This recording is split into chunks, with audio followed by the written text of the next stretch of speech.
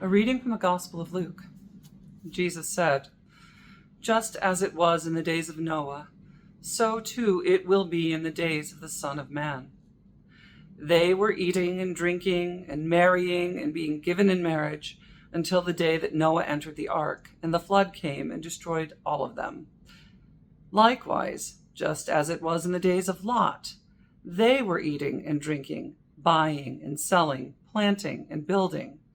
But on the day that Lot left Sodom, it rained fire and sulfur from heaven and destroyed all of them. It will be like that on the day that the Son of Man is revealed.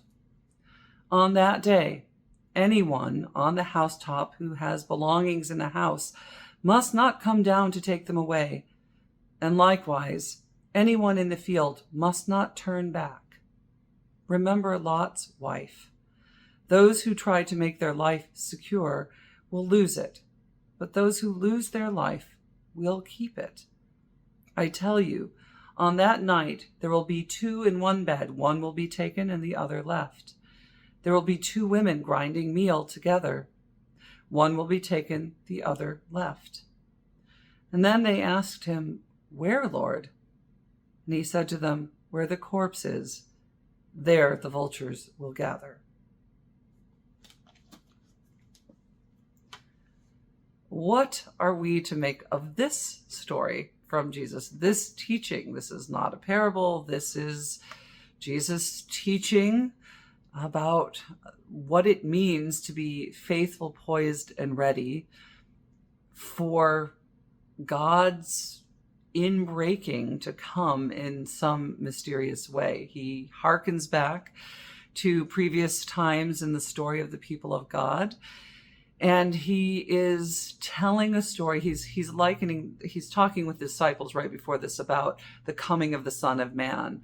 And he's letting us know that when the Son of Man comes, and as we are coming towards the end of this liturgical year and starting to look forward to the coming Advent, this is a reminder for us that even though Christ came before in the form of a little sweet baby, in the form of Jesus, and with all of the wonderful, beautiful beatific image we have of that, that's not the story of the coming again of Christ, the coming of the Son of Man, the day of the judgment of the nations. And so Jesus paints this stark picture of what is coming. And we'll often say, oh, there's, the Old Testament God who's scary and lakes of fire and brimstone and all that. First of all, a lot of that imagery is from the New Testament, from Revelation.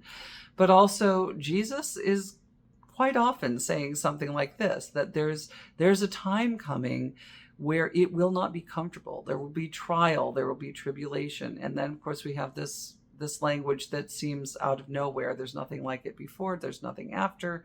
It's talking about, one will be taken and another left in one way or another.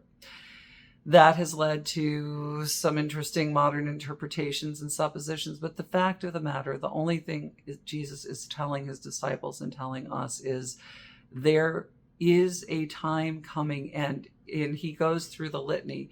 They were all feasting and carrying on and giving each other in marriage and taking each other in marriage and carrying on with their life. And in the case of Lot, they were all conducting commerce and building and carrying on life as they would have it. And in breaks this experience of God, the judgment of God. And so what are we to make of that for ourselves? Certainly, I don't think the message is don't do anything and batten down the hatches and live in anticipation of this moment, this doomsday moment. But it is a reminder to us that all that we are doing as life unfolds, I do believe Christ has invited us to live our lives fully. And we should be giving one another and taking one another in marriage and building and conducting commerce and all that, but with an awareness that the life that we're leading, the life we are living in all of its detail can be disrupted. We know perfectly well it can be disrupted by events of the world, all sorts of things that can happen in the international, political, geopolitical scale that can very definitively and even violently disrupt lives. We are aware of that sort of potential disruption, but are we aware of the fact that God is also capable of appearing on stage, if you will, appearing on the scene and having a dramatic impact? These are the questions raised by what Jesus says. I cannot tell you that there's an answer immediately apparent, except to say that we are encouraged to live our lives always with its contingency in not too far from our mind. Give us this day our daily bread. Jesus taught us how to pray. Give us today our daily bread. Give us what we need for today. And in some way that's because we don't know what is promised tomorrow or what's promised even by the end of this day.